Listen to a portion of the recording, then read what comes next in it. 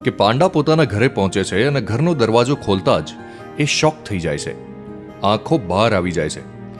સાયશાએ પાંડા માટે લિવિંગ રૂમના ફ્લોર પર રોઝ પેટલ્સથી કંઈક લખ્યું હતું. શું લખ્યું હતું? Ready for the honeymoon. Panda ખુશીથી હસી પડ્યો. મેં બહુ ટ્રાય કર્યો માલ શોધવાનો, પણ મને મળ્યો જ નહીં, એટલે રોઝ પેટલ્સથી જ લખી દીધું. સાયશાએ પાંડાને વળગીને વાત કરી. પાંડાને મનમાં હજુ પણ એવું થતું હતું કે એની લાઈફમાં સાચે આ બધું થઈ રહ્યું છે.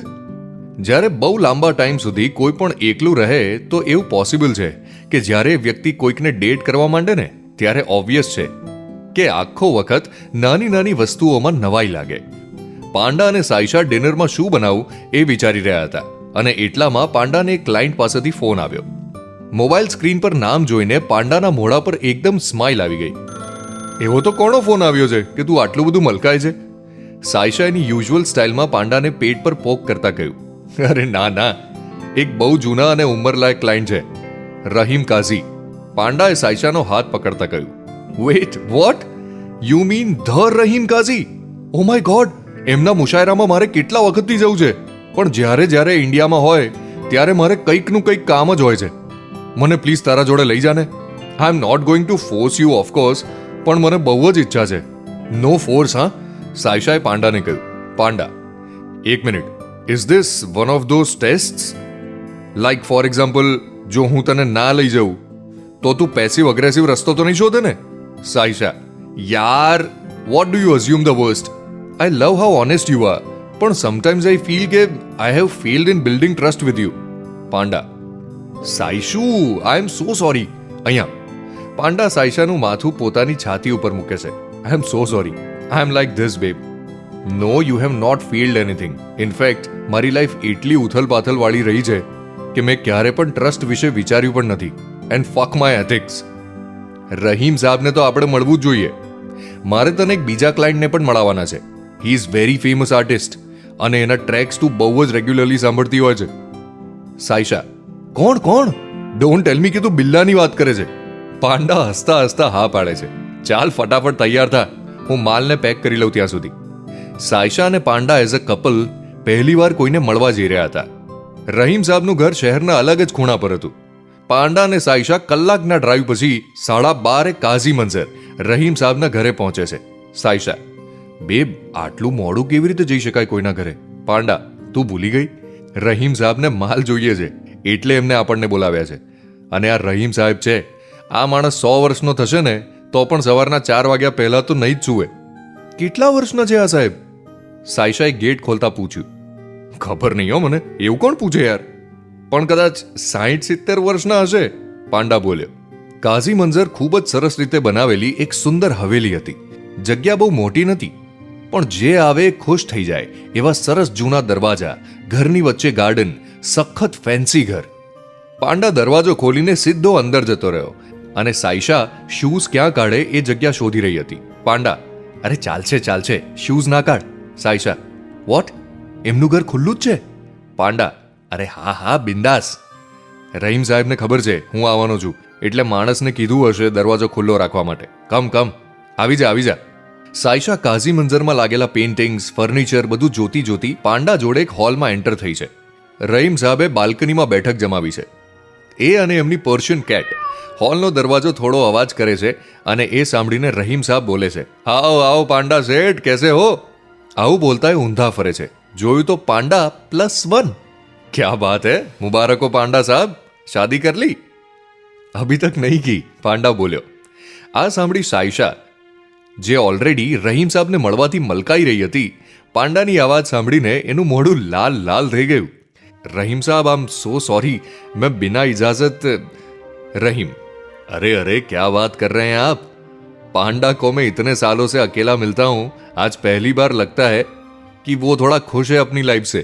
सायशा, आपके मुशायरे बहुत सुने हैं यूट्यूब पर, मगर काम की वजह से कभी आपके लाइव शो में नहीं आ पाई. रहीम, चलिए कोई नहीं, आपकी जनरेशन मेरे जैसे बुढ़े के 4 शब्द सुने वो ही बड़ी बात है, लेकिन इस बार मुशायरे के काम से नहीं आया मैं. पांडा, ऐसा क्यों? मैं तो आपको अभी पूछने ही वाला था कि कब है अगला मुशायरा. रहीम, अगला, आखिरी, सारा मुशायरा यहीं है, काफी मंजर पे. इतने साल यूके में रहकर और वर्ल्ड टूर पे वर्ल्ड टूर मार के अब तक थक गया हूं। अब बस घर में बैठकर चिल्लमें पीनी है और आराम करना है। પાંડા રહીમ સાહેબની વાત સાંભળતા સાંભળતા માલના પેકેટ્સ એમની પાસે મૂકે છે। રહીમ, अरे बनाना बेटा एक चिल्लम। और बेटी तुम्हारा नाम? माफ करना, बहुत सारी बातें हो रही है इसलिए मैं तो भूल ही गया। साइशा, जी साइशा। रहीम, क्या बात है? ईश्वर का साया, क्या करते हैं आप? साइशा, इन्वेस्टमेंट बैंकर हूं रहीम साहब। रहीम, यार यही सब समझ में नहीं आता है दुनिया के बारे में, जो बोलते हैं वो करते नहीं। साइशा, मतलब? रहीम, तुम बोलते हो इन्वेस्टमेंट बैंकिंग, लेकिन करते क्या हो? दूसरों के पैसे किसी गरीब देश में लगाकर मोटा मोटा प्रॉफिट कमा लेते हो, ऐसा कुछ ही करते हो ना आप इन्वेस्टमेंट बैंकर्स। साइशा, हाँ मतलब कुछ केसेस में ऐसा भी होता है और उसके अलावा हम बहुत सारी चीजें भी और करते हैं। रहीम, मुझे सिर्फ नामकरण करने से दिक्कत है। जैसे मैं अपने आप को हमेशा सिर्फ एक आवाज बताता हूं। मुझे खुद को ना कवि कहना पसंद है ना ही आर्टिस्ट। मैं जो हूं वो सिर्फ एक आवाज हूं। अच्छी बुरी ये दुनिया तय करेगी। साइशा, आपकी इसी सादगी की वजह से तो आप दुनिया के लिए रहीम साहब बने। काश मेरा काम अलग होता, लेकिन मुझे पैसों में और उसकी हरकतों में ही इंटरेस्ट है। रहीम, नहीं नहीं बेशक, मेरी शिकायत पूरे सिस्टम से है। जो होते हैं वो बोलते नहीं, और जो छुपाना होता है उसके लिए ऐसे भारी भारी नाम लेते हैं, फाइनेंशियल एनालिस्ट, इन्वेस्टमेंट बैंकर आदि इत्यादि। પાંડાએ માલ ઘસીને ચિલ્લમ તૈયાર કરી। રહીમ સાહબને ચિલ્લમ આપીને પાંડા એમને માચિસ દેખાડી। ફરમાइए प्लीज, एक छोटा सा मुशायरा हो जाए।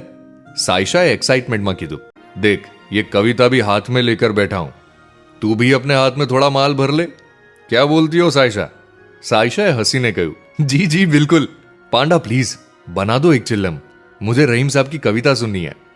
हारेलो व्यक्ति केवी स्माइल આપે ને, એવી સ્માઇલ સાથે પાંડાએ ક્રશ કરવાનું ચાલુ કર્યું અને રહીમ સાહેબે એમની કવિતા।